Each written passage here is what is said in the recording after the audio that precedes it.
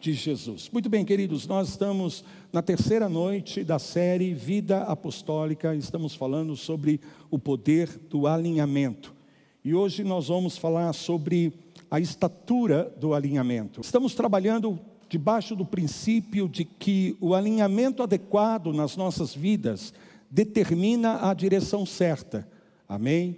E isso logo, por sua vez, nos leva ao destino correto, ao destino que Deus tem para cada um de nós. Há um destino profético sobre a sua vida. Deus estabeleceu um destino sobre a sua vida. Nós falamos como destino profético porque é algo que está declarado de antemão sobre a tua vida. Quando falamos do profético, estamos falando de algo que foi estabelecido antes. Portanto, destino profético tem a ver com aquilo que Deus determinou de antemão sobre a sua vida, antes mesmo de você vir à existência, antes mesmo de você nascer. Então estamos falando do potencial de vida que Deus tem para nós. Quando falamos sobre o destino profético de Deus para nossas vidas, estamos falando de um potencial de vida que Deus preparou para nós, a fim de que possamos caminhar aqui na terra de forma plena, cumprirmos a missão que Deus tem nos dado. E o alinhamento apostólico, na verdade, é fundamental para que nós possamos ser devidamente capacitados, equipados e posicionados para cumprirmos a obra do reino nas nossas vidas, para cumprirmos o chamado de Deus nas nossas vidas. É importante nós salientarmos, queridos, que existem apenas dois tipos de pessoas sobre a face da terra: aquelas que estão em Cristo e aquelas que não estão em Cristo. Amém? Mais uma vez, há dois tipos de pessoas que estão aqui na terra: aquelas que estão em Cristo e aquelas que não estão em Cristo. Aquelas que estão em Cristo têm acesso à vida de Deus. Aquelas que estão em Cristo têm o seu nome escrito no livro da vida.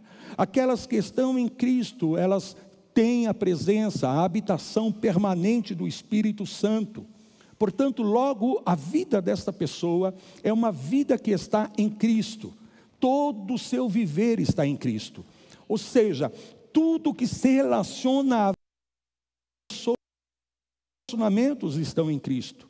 Os nossos pensamentos estão em Cristo. As nossas atitudes estão em Cristo. Todo o nosso ser está em Cristo ou fora de Cristo. Amém?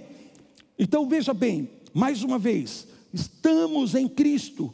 E se estamos em Cristo, tudo que diz respeito à nossa vida está também em Cristo. Isto que significa alinhamento. Porém, a gente sabe que no dia a dia há uma luta, uma peleja que nós vivemos em relação àquilo que a Bíblia chama de uma batalha interior e o espírito. Amém? Entre a carne e nossa natureza humana. E o espírito é justamente essa vida que nós temos em Cristo. Então a nossa vida em Cristo batalha contra a nossa vida humana natural. E por sua vez a nossa vida humana natural batalha contra a vida de Cristo que está em nós. Porque na verdade esta vida que está em nós, ela precisa se expressar na nossa natureza humana. Amém? Mais uma vez, aquilo que está dentro de nós precisa se tornar visível. Aquilo que está dentro de nós precisa ser manifesto. A vida de Cristo que está em nós precisa ser expressar em cada faceta das nossas vidas, em cada área das nossas vidas. E isto não acontece sem que haja essa batalha.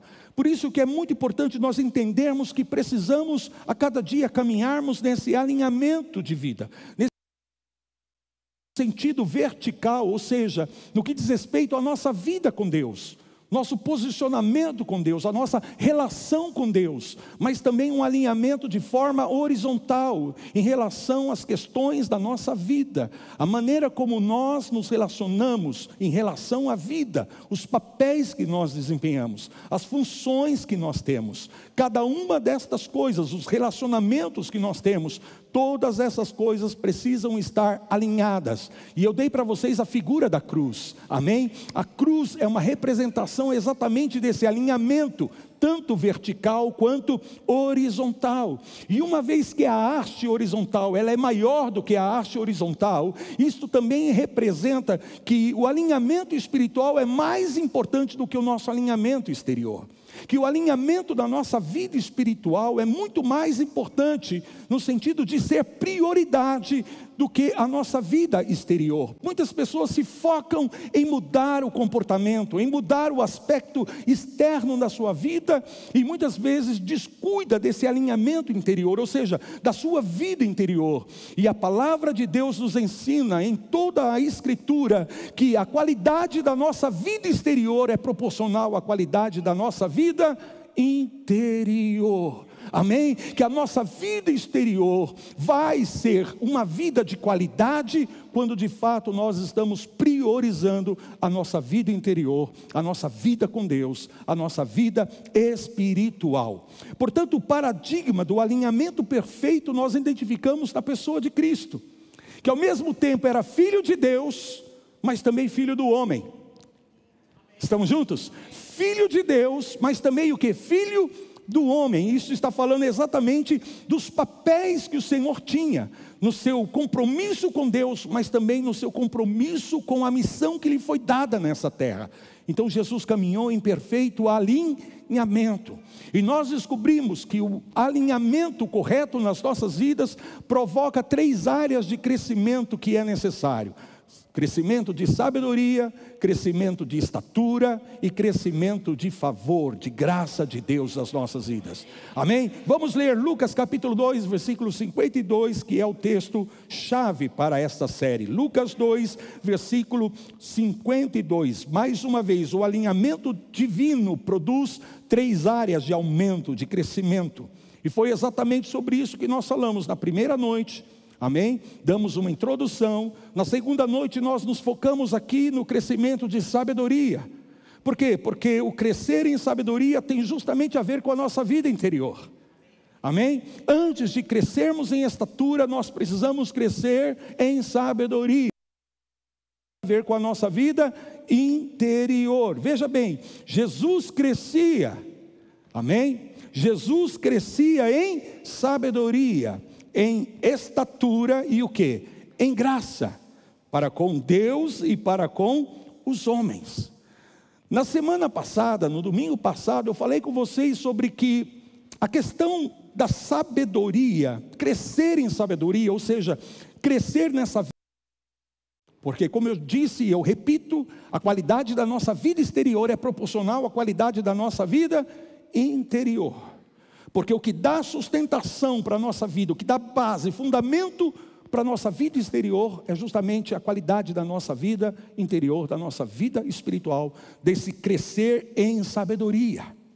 E eu disse para vocês que nos apresenta que a sabedoria verdadeira, ou seja, a sabedoria de Deus não é uma coisa, mas a sabedoria de Deus, na sua forma mais pura, é Cristo Jesus para nós. Cristo Jesus é a sabedoria de Deus para nós, aleluia. E que o princípio da sabedoria, portanto nós sabemos que a sabedoria não é uma coisa, não é algo abstrato, mas a sabedoria é uma pessoa, é Cristo Jesus, é a cruz de Cristo, é sabermos que sem Cristo não somos nada, sem Cristo nós estamos perdidos, e temos a capacidade de entender isso. Isso é sabedoria, de que sem Ele nós estamos perdidos, aleluia. Então Cristo é a sabedoria de Deus, esta é a base da sabedoria. Estamos juntos? Digam aleluia. Então esse é o princípio, amém? A base da sabedoria é Cristo, e o princípio é conhecermos a Ele. Mas se nós conhecemos a Ele, nós somos transformados por uma nova vida, a vida que flui dEle. Posso ouvir um aleluia? Agora veja bem, eu disse para vocês que ainda faltou um pouco sobre crescermos em sabedoria. Não deu para nós falarmos tudo domingo passado. Então antes de nós entrarmos no crescer em estatura, deixa eu finalizar aqui a parte sobre sabedoria, sobre crescer em sabedoria. Então primeiro, já entendemos que A partir do momento que nós estamos posicionados em Cristo e caminhamos no conhecimento do Senhor e no temor do Senhor, isso é um posicionamento que nós tomamos na nossa vida. Então, dessa forma, a sabedoria começa a fluir das nossas vidas. Amém? Não porque adquirimos coisas, mas porque estamos posicionados nele. Mais uma vez, estamos posicionados em Cristo. Se você se posiciona em Cristo, se você está alinhado a Cristo, então você começa a viver um fluxo de sabedoria de Deus na sua vida. Há um fluxo natural, amém, da sabedoria de Deus, porque você agora está em Cristo. Aleluia. Porém, veja, a Bíblia diz que Jesus crescia em sabedoria. E que estarmos na sabedoria de Cristo é o princípio. Porém, precisamos a cada dia crescer em sabedoria. Vamos ler o texto da palavra, por favor. Provérbios capítulo 4, versículo 7. Toma nota desse texto, medita nele. Pois a sabedoria declara nesse momento aqui. O princípio da sabedoria é, mais uma vez, o princípio da sabedoria, estou lendo Provérbios capítulo 4, versículo 7. O princípio da sabedoria é adquire a sabedoria. Sim, com tudo o que possuis, adquire o entendimento. Olha o que a palavra de Deus está dizendo. Agora que você está em Cristo, que há um fluxo de sabedoria na sua vida, Salomão está nos dando aqui um conselho muito importante, que na verdade eu tomo isso como um mandamento na minha vida, não como algo opcional, porque às vezes um conselho a gente pode acatar ou não acatar, porém para mim é mais do que um conselho de Salomão, para mim é um mandamento divino, é um mandamento de Deus. Uma vez que eu estou em Cristo, eu preciso crescer a cada dia em sabedoria, porque afinal de contas, a palavra está dizendo, adquire a sabedoria. E qualquer coisa que você precisa adquirir, ou que você pode de fato adquirir, implica que em partes você controla o nível desta coisa. Para adquirir algo, significa em partes que você tem o controle sobre isso, no sentido de você acessar, amém? De possuir isso na sua vida. Preste bem atenção, porque isso é muito importante. Qualquer coisa que você tenha que adquirir, sugere que é algo que você pode perder. Sugere que é algo que talvez você ainda não tenha. Amém? Sugere que seja algo que você pode, inclusive, experimentar em determinados níveis. Um nível aqui, um nível maior, porque você está adquirindo sabedoria. Estamos juntos? Faz sentido esta palavra? Adquirir. Fala comigo, adquirir. Então a próxima pergunta lógica é: como que eu posso adquirir sabedoria? Se a palavra de Deus está mais do que me aconselhando, está me instruindo a buscar a sabedoria, a crescer em sabedoria, logo a pergunta lógica é: como eu posso crescer em sabedoria? Já falamos, você precisa primeiro estar posicionado em Cristo. Você precisa caminhar em temor e em conhecimento do Senhor. Estamos juntos? E a partir daí, como é que você cresce em sabedoria?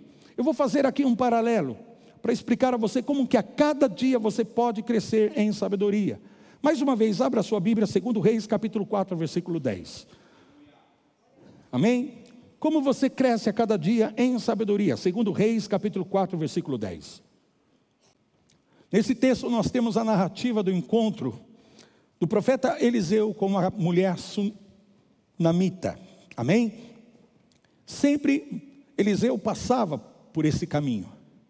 E aí eu vou ler o versículo 10, que diz assim: a mulher decidiu então fazer um aposento para o profeta, porque ele sempre passava por esse caminho. E ela então teve esse desejo no seu coração, para que o profeta pudesse ser bem recepcionado, amém? Ter um tempo para descansar, enfim. E no versículo 10 diz assim, ela disse para o marido dela: vamos fazer para ele, em cima, um pequeno quarto. Diga comigo, quarto. Obra de pedreiro. Quantos pedreiros nós temos aqui? Deixa eu ver. Amém? Obra de pedreiro. Amém? Primeiro vamos fazer a ele um quarto. Ponhamos nele, nesse quarto, uma cama, uma mesa, um candeeiro, uma cadeira e um candeeiro. Quando ele vier à nossa casa, retirar-se-á para ali. Amém? O que nós vamos fazer para o profeta? Um quarto. E nesse quarto nós vamos colocar algumas coisas. Primeiro vamos colocar uma cama, para que ele possa se deitar, descansar. Vamos colocar uma mesa. Mesa é porque é o lugar onde você se alimenta. Amém? Cadeira, você sabe, é o lugar onde nós nos assentamos. E o que mais?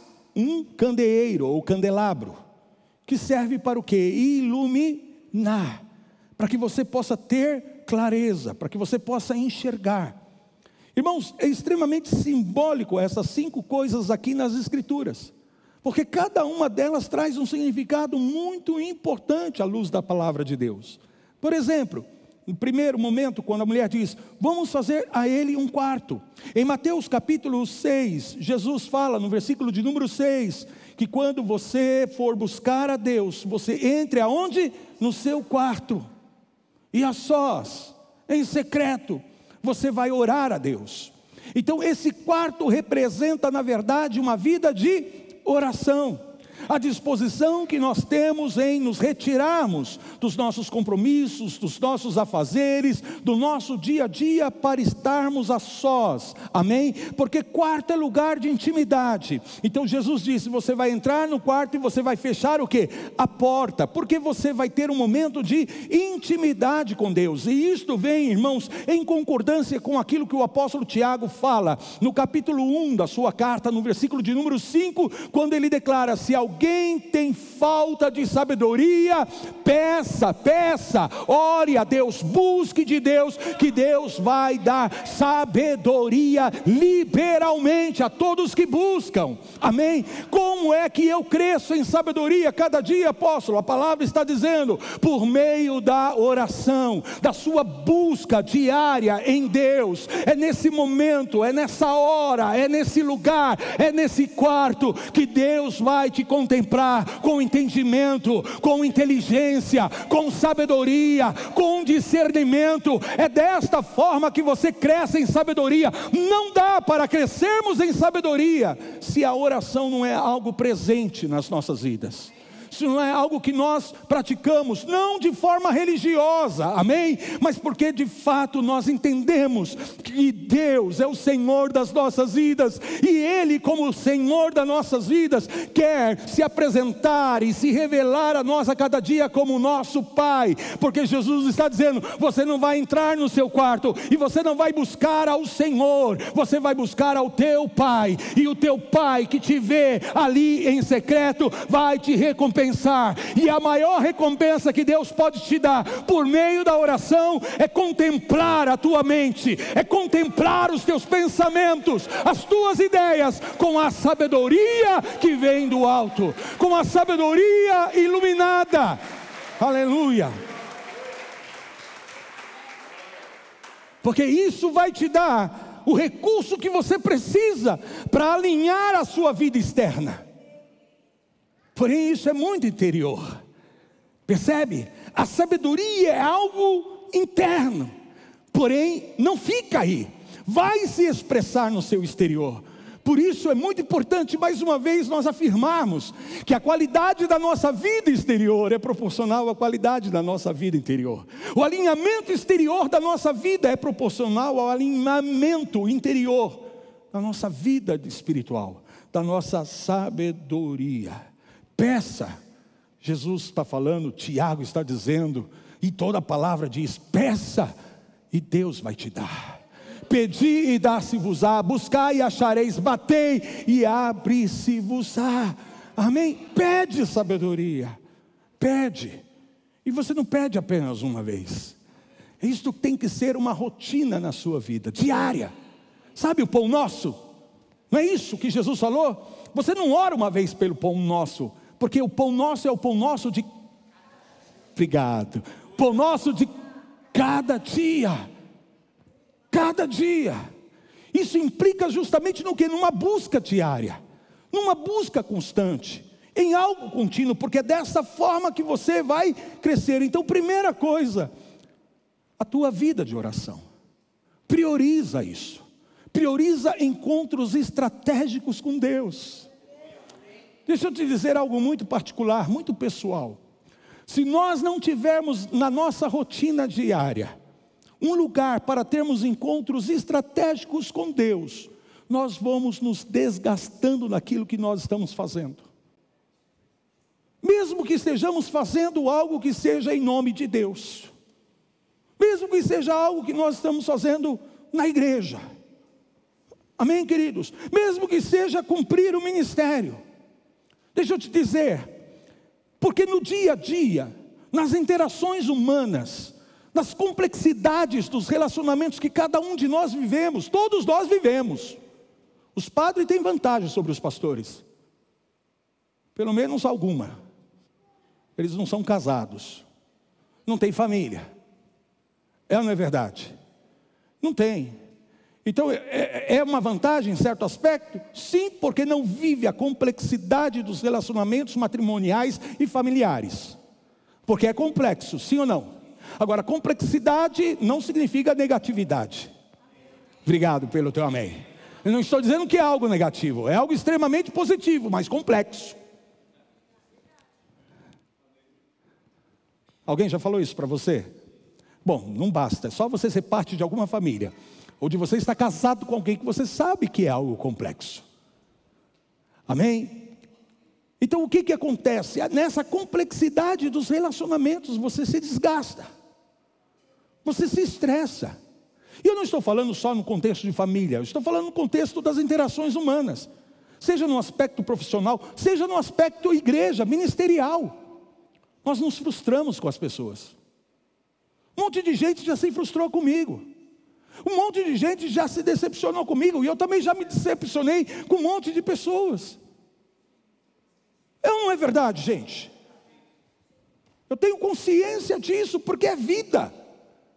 Então veja, se eu não, como ministro da casa do Senhor, e todos nós que estamos em Cristo, se nós não tivermos momentos desses, porque eu chamo de momentos estratégicos, quando você entra no teu quarto e fecha a porta. Quando eu quero ter intimidade com a minha esposa, eu entro no quarto com ela e fecho a porta, porque está falando justamente de um momento de intimidade com Deus. E é nesse momento de intimidade com Deus que a sua vida espiritual é renovada. Porque antes de Deus te fortalecer, Deus vai alinhar algo na sua vida.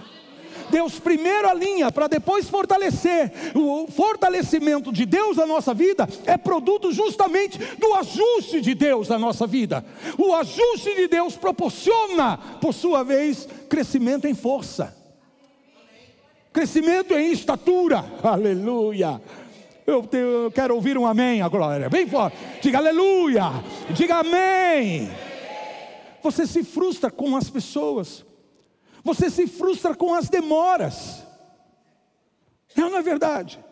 Com a ausência, com a falta de resultados. Quantas vezes nós nos projetamos e projetamos algumas coisas da nossa vida e esperamos os resultados e de repente os resultados não vêm. Você está esperando o recurso, você está esperando que uma porta se abra, você está esperando uma promoção e a despeito de todas as coisas que você tenha feito e todo o empenho da sua parte, aquilo não vem. Isso muitas vezes nos baqueia. Não é verdade? Nos frustramos com as pessoas, nos decepcionamos com as demoras, nos cansamos de algumas coisas da vida. Mas quando você entra no teu quarto e você fecha a porta e em secreto você começa a buscar o teu Pai Celestial, o teu Pai Celestial que vem em secreto vai te recompensar. E sabe como Ele te recompensa? Ele te recompensa publicamente, porque aí vem um alinhamento do Senhor, e nesse alinhamento Deus te dá sabedoria, Deus te dá estratégias, Deus renova a tua esperança, Deus renova a tua fé, Deus renova o teu amor, e você se fortalece a cada dia na força do Senhor. Aleluia. Você se fortalece em Deus e na força do seu poder. Fala comigo. Quarto, oração. Qual é o segundo? Cama. Vamos colocar uma cama nesse quarto. Cama. Vou ler Salmo 63, versículo 6. Olha a figura. Davi declara: no meu leito, quando de ti me recordo, em ti medito durante a vigília da noite. Se você pegar esse texto no original, você vai ver que cama é o lugar onde você se deita. Amém? onde você, antes de dormir, acaba refletindo sobre algumas coisas da sua vida. Você medita em algumas coisas.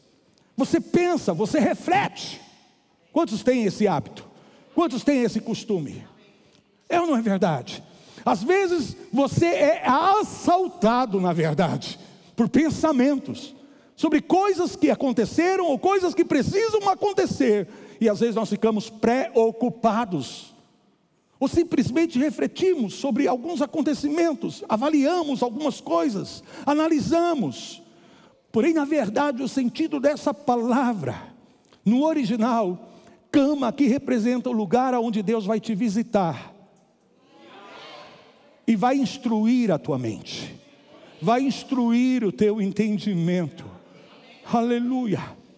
O que significa isso, amados? Isso é lindo, queridos, porque a palavra de Deus está falando justamente, figurativamente aqui, aquilo que representava algo literal na vida do profeta, traz uma tipologia para nós. E nós estamos aqui nas terças-feiras no nosso Instituto Teológico, aprendendo sobre o poder, a riqueza da sabedoria que há na tipologia bíblica, amém? E nós estamos entendendo que a cama aqui é justamente o lugar onde Deus vai trazer uma instrução. Deus vai colocar sonhos. Sabe por quê, queridos? Porque nós vivemos a nossa vida em 2 níveis de consciência. Nós trabalhamos no consciente, mas também todos nós temos um subconsciente, ou mesmo que inconsciente, amém?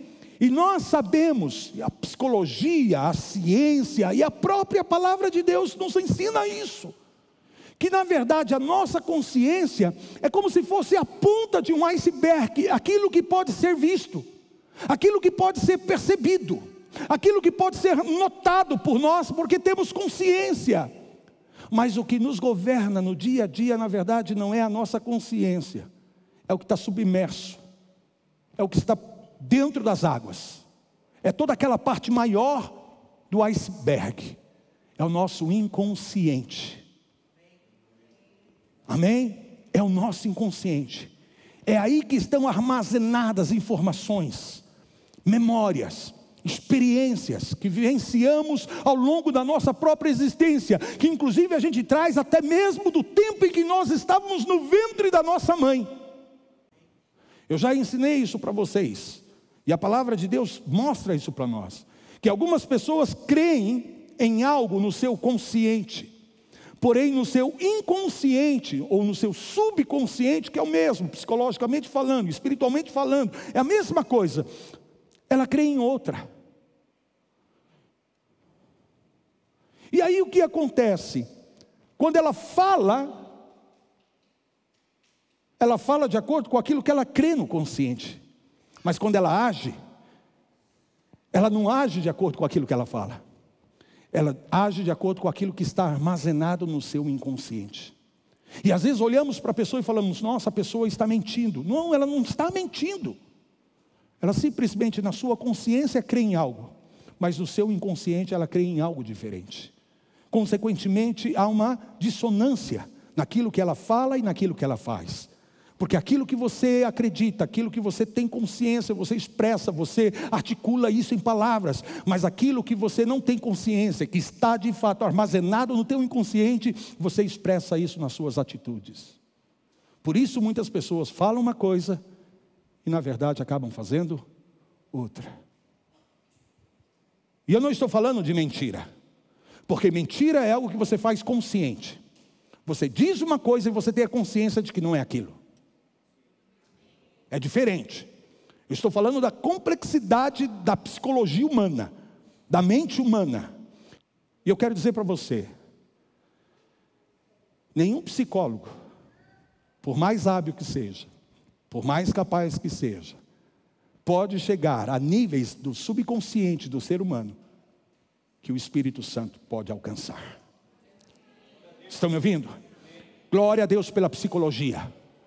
Amém? Porque psicologia é uma ciência, e toda ciência tem a sua origem em quem? Em Deus. Mesmo que hajam distorções, mesmo que hajam, amém, caminhos tortuosos, mas na origem, o Deus que nós servimos é o Deus onisciente, ou seja, Ele é o Pai de todo conhecimento, Ele é o Pai de toda ciência.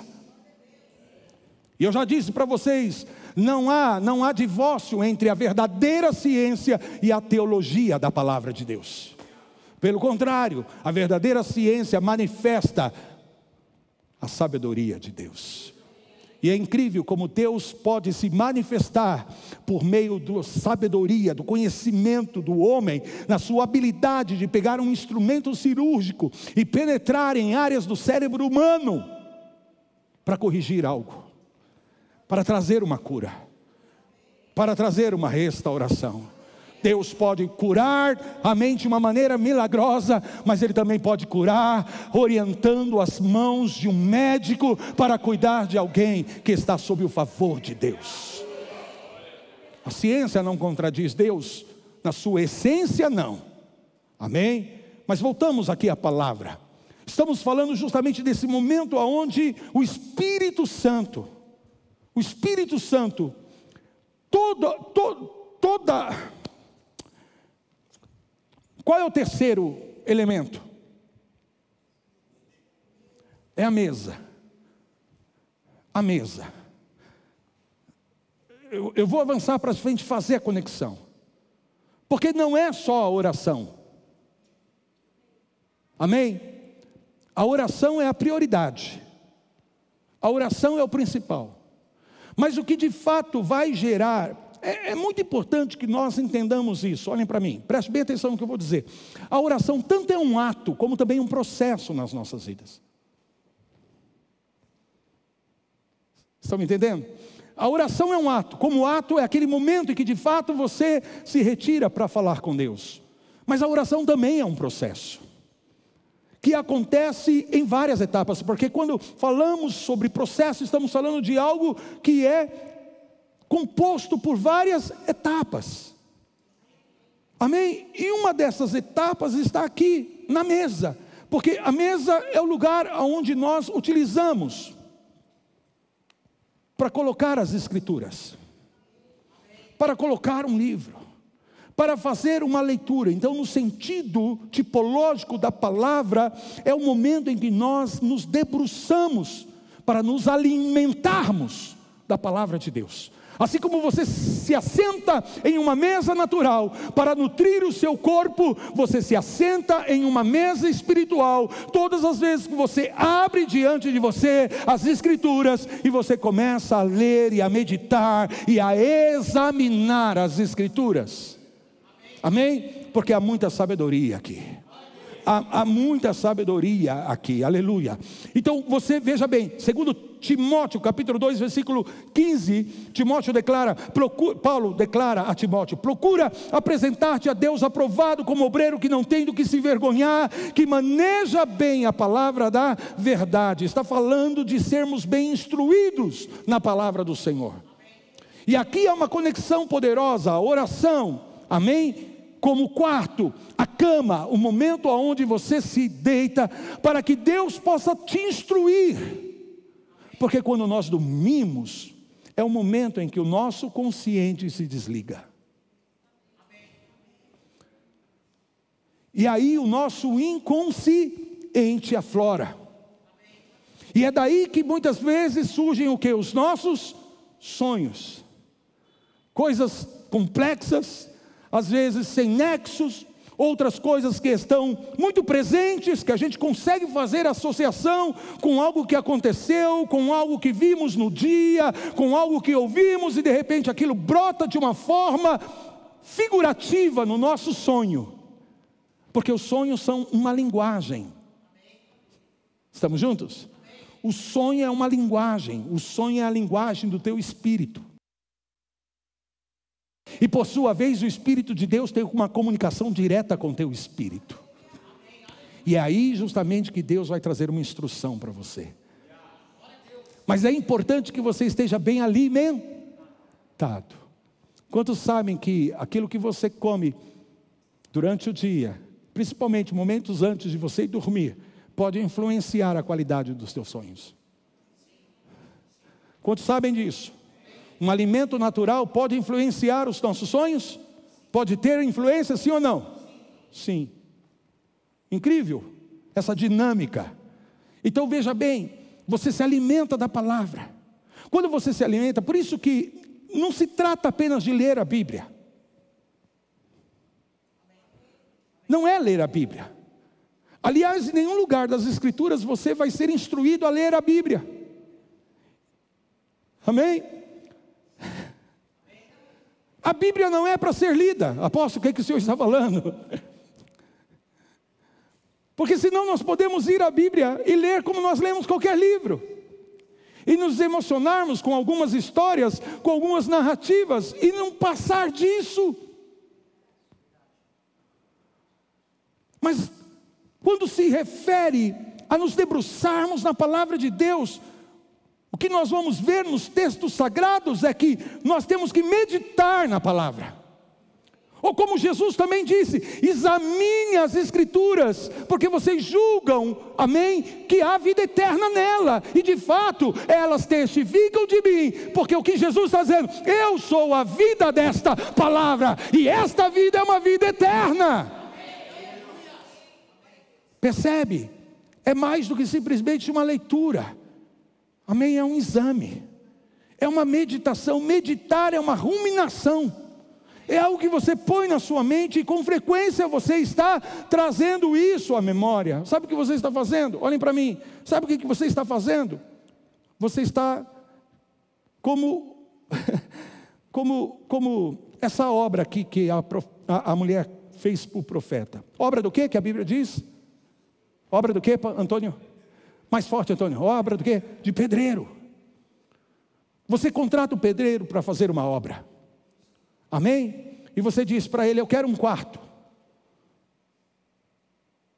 É tudo o que você precisa fazer para ter um quarto? Contratar um pedreiro? É assim? Não. O que você precisa fazer? Me ajudem aqui. Você precisa prover o quê? Materiais. Ele vai dizer para você, olha, vamos precisar de tantos blocos, tijolos, tanto de areia, tanto de pedra, tanto de cimento, tanto de ferro, sim ou não? Você vai prover, ou de forma material, amém? Você mesmo vai lá, compra e traz, ou então você dá o dinheiro e a pessoa vai lá e compra, mas você tem que prover. Quando você medita na palavra, é isso que você está fazendo. Você está colocando tijolos, pedras, ferros, cimento, estão me ouvindo? E aí à noite quando você dorme, o Espírito Santo vem, aleluia, e começa uma construção de Deus no teu interior, a sabedoria de Deus na sua vida interna. Você é fortalecido no seu interior, amém? Por isso que Jesus falou, o Espírito Santo vos fará o quê? Lembrar. Ele não vai fazer você adivinhar. O Espírito Santo não é um espírito de adivinhação. O Espírito Santo é um espírito de revelação.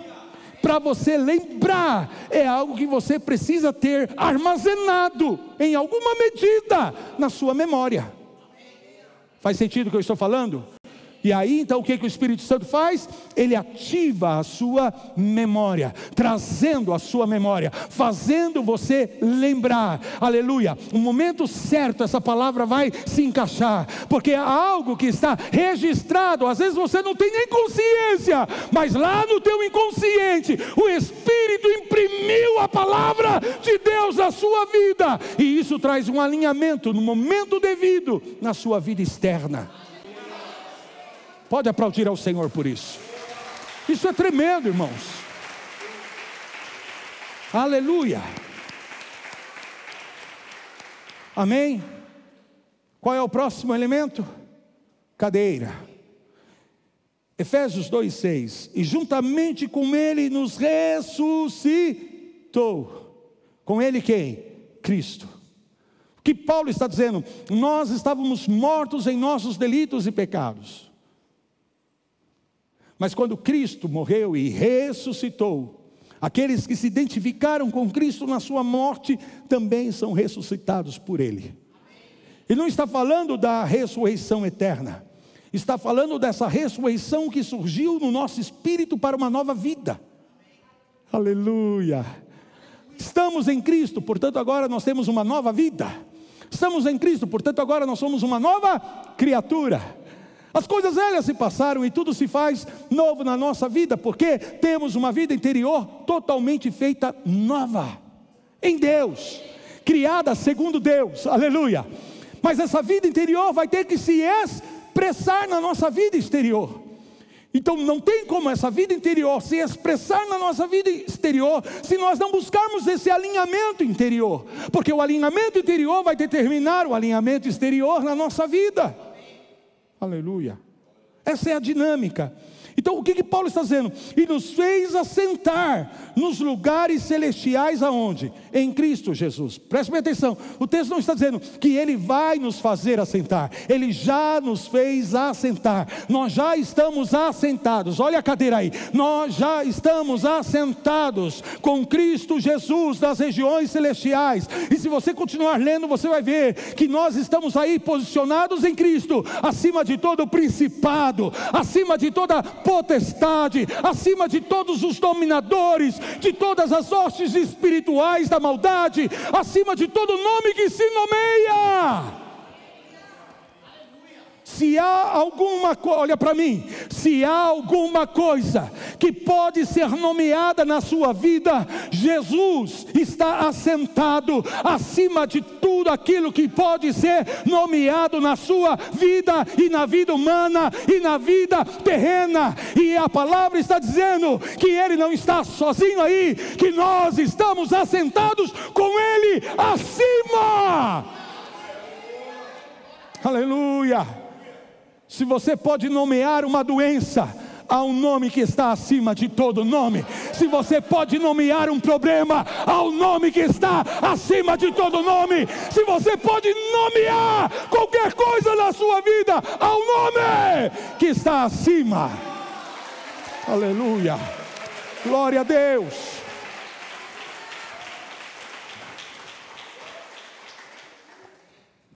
O ponto é que está falando justamente da nossa autoridade espiritual. Amém? A nossa autoridade espiritual. E por último, para nós encerrarmos, porque não vai dar para entrarmos na estatura hoje. Amém? Próximo encontro, nós vamos falar sobre crescer em estatura. E depois fecharmos com crescer em favor ou em graça, que é a mesma coisa. E por último, o candeeiro. O candelabro. Amém? Que é utilizado para o quê? Iluminar. Iluminar é o mesmo que revelar. Iluminar é o mesmo que revelação. Candelabro nas escrituras é símbolo do Espírito Santo. Havia um candelabro que ficava no templo de Moisés, formado por 7 hastes, um candelabro de ouro. Amém? E nele havia 7 hastes. 7 hastes. Cada haste representa um aspecto do Espírito Santo de Deus. Porque lá em Apocalipse nós temos uma revelação incrível desse candelabro que está diante do trono de Deus. Amém? Representando a pessoa do Espírito Santo. Porque agora, na visão de João, o Espírito Santo já não estava mais diante do trono. Porque Jesus disse, quando eu for, Ele vai vir. Se eu não for, Ele não vem. Mas se eu for, Ele vem. Em Atos 1 Ele foi. E por isso em Atos 2 Ele veio. Jesus subiu aos céus, ascendeu em glória, mas o Espírito Santo em Atos 2 foi derramado e foi dado à igreja de Cristo Jesus. Por isso na visão da revelação no Apocalipse, quando João olha, ele vê o candelabro, que é símbolo, e aí ele pergunta o que é isso. E aí alguém informa para ele dizendo, são os 7 Espíritos de Deus que foram enviados por toda a terra. Não quer dizer que há 7 espíritos. Há um só espírito com 7 especializações. Amém? Com 7, como as 7 hastes do candelabro. Por isso que lá em Isaías profetiza, o espírito de sabedoria estava sobre ele. Sobre quem? Sobre Jesus. O espírito de quê? De conhecimento. O espírito do quê? Do temor do Senhor. Amém? O espírito do quê? De fortaleza. Todas essas coisas que estão relacionadas à nossa vida interior, ao nosso alinhamento interior, é proporcionado por obra do Espírito Santo de Deus. Da revelação que Ele traz da nossa vida. Esse candelabro é necessário. Efésios 1,17 declara assim: para que o Deus de nosso Senhor Jesus Cristo, o Pai da glória, vos conceda espírito de sabedoria e de revelação no pleno conhecimento dEle. Essa revelação incrementa a nossa sabedoria espiritual. É assim que nós crescemos em sabedoria espiritual, em oração. Amém? Em instrução divina nas nossas vidas, mediante o estudo, a meditação, a reflexão da palavra de Deus, aleluia, mas também caminhando, tomando consciência da nossa verdadeira autoridade espiritual, para não ficarmos refém dos acontecimentos e circunstâncias da nossa vida, para alinharmos todas as coisas à vontade de Deus, ao propósito de Deus. E por último, essa revelação do Espírito Santo. Eu não estou falando, queridos, que uma coisa de cada vez, mas tudo isso é parte de uma só coisa. Por isso eu falei, essa é a nossa vida de oração. Você tem um momento da oração, o ato da oração, mas tudo isso é o processo da oração. É a reflexão da palavra. Aleluia. É você caminhar na autoridade espiritual, na autoridade que o nome de Jesus trouxe sobre a sua vida. Aleluia. Quantos recebem essa palavra nessa noite? Põe-te de pé em nome do Senhor Jesus.